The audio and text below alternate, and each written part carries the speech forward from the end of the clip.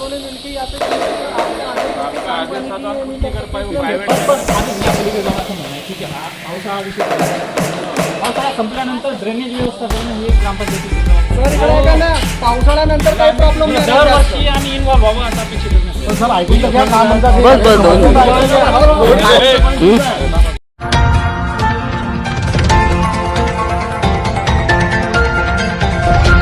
गोंदिया जिले में लगातार बारिश होने की वजह से नदी नाले जो है उफान में बह रहे हैं। उसी तरह जो शहर में भी काफी जगह जगह पानी रोड से जा रहा है। उसी तरह फुलचुर ग्राम में भी जो है पानी रोड से जा रहा है, घर में पानी घुसते नजर आ रहा है। तो फुलचुर ग्राम पंचायत और फुलचुर ग्राम पंचायत टोला के दोनों सरपंच और कुछ कार्यकर्ता और कुछ जनता यहाँ पे उपस्थित है। यहाँ पे जो है गोंदिया के एसडीओ मैडम और तहसीलदार भी आए थे। आइए जानेंगे किस प्रकार का निर्णय दिया उन्होंने और किस प्रकार की समस्या से यहाँ की जनता को गुजरना पड़ता है। क्या बोलेंगे, क्या समस्या हो रही है यहाँ पे?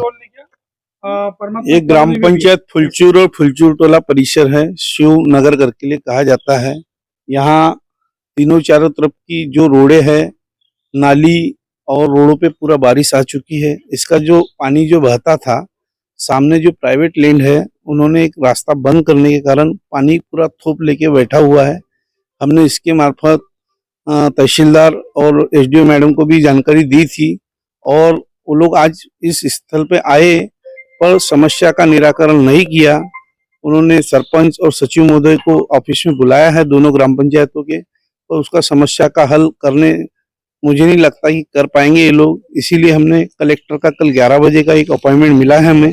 कलेक्टर से कल मिलने के बाद कलेक्टर साहब को स्पॉट पर लाके यहाँ की वस्तु स्थिति से अवगत करा के फिर देखेंगे क्या निर्णय होता है। फुलचुर ग्राम पंचायत के सरपंच भी क्या बोलेंगे? यह रोड दिख रहा है, रोड पे पानी है, घरों में पानी जा रहा है, काफी लोगों को आने जाने में समस्या हो रही है। कौन है इसका जिम्मेदार? इसका जिम्मेदार तो अब उसको जिम्मेदारी किसी को नहीं दे सकते, लेकिन इसके पिछले साल यही परवनी पाटिल मैडम एसडीओ थी और तहसीलदार मेरे ख्याल काड़े साहब कुछ तो भी थे।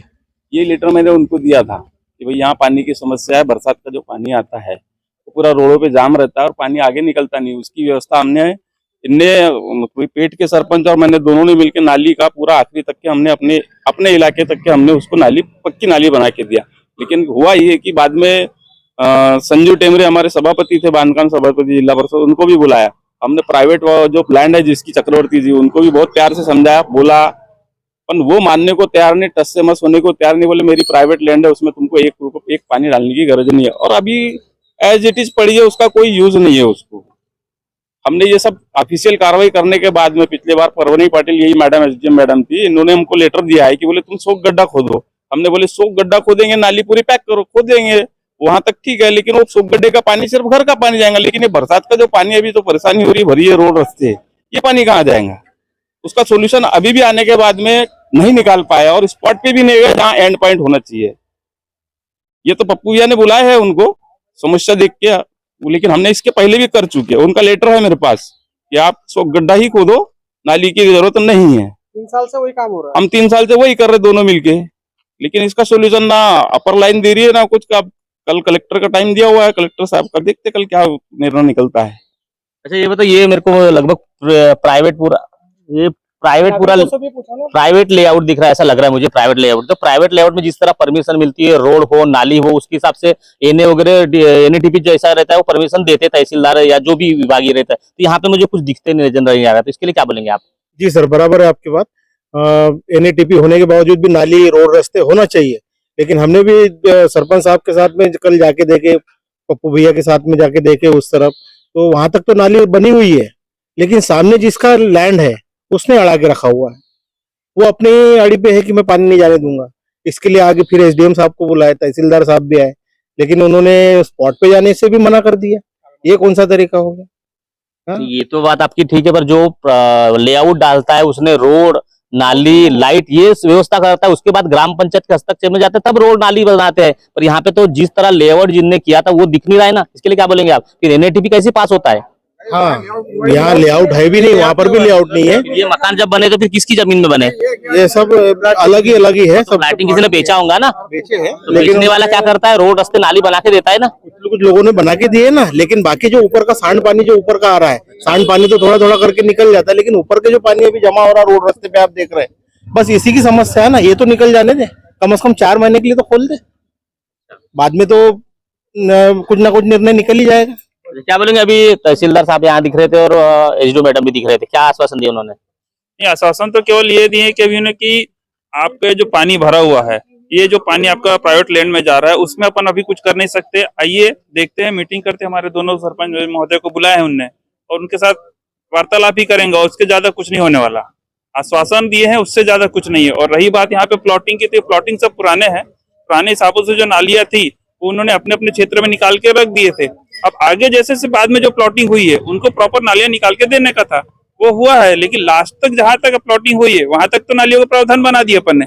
लेकिन उसके बाद जो प्राइवेट लैंड आ रहा है, अब या तो उसका लेआउट करवा दीजिए, या तो उससे बात करिए कि कम से कम लास्ट के जहां से भी आपका प्लॉट खत्म हो रहा है, वहां से 3 फीट का रास्ता दे दे। रास्ता दे दे तो कम से कम पानी निकल जाएगा हमारा। उसके बाद जब आप उसको यूज करोगे लैंड को, तब आप हमें नाली के लिए जगह दे देना। अभी जब तक यूज नहीं कर रहे हैं, तब तक आप तो कम से कम एक रास्ता दे सकते हैं ना। कुछ नहीं कर सकते करके। और जब आपका प्लॉटिंग होगा या आप कुछ उसमें करोगे, तब आप जो NATP के हिसाब से जो यहाँ से अपना लानी रुका हुआ है, वहां से कनेक्शन दे दीजिएगा। पानी जमा हो जाना रोड पे, इमरजेंसी में आता है तुरंत, इसको बिल्कुल नाली उली बना के यहाँ से पानी निकालने की प्रोसीजर रहती है। और इसके लिए मीटिंग होंगी, बैठा होंगी, तब तक तो कई घर में पानी घुस जाएगा, तब तक तो हादसा हो जाएगा। इसका जिम्मेदार कौन होगा? हाँ, तो ये आपकी बात एकदम वाजिब बात है। SDM और तहसीलदार और डिप्टी कलेक्टर को मैं पिछले बार ज्ञापन दे चुका। अब इनको आने के बाद में ये रिटर्न गए। अब मुझे ये बताइए कि जब इनको जमीन की जरूरत पड़ती किसी प्रोजेक्ट के लिए, तो पहले ऑर्डर देके लेटर देके अपने हाथ में हथियार लेते। तो ये क्या 2 फीट की नाली का इंतजाम नहीं कर सकते क्या? क्या हमने झगड़ा करना उनसे, अपने गर्दन कटाना क्या? ये ऑफिसर किस लिए बैठे हुए? क्या करेंगे हम? इनको अगर जरूरत पड़ी तो पट से लेटर भेजेंगे और पट से उसको बुला के कार्रवाई करेंगे, नहीं दिया तो भी जबरदस्ती कर लेंगे।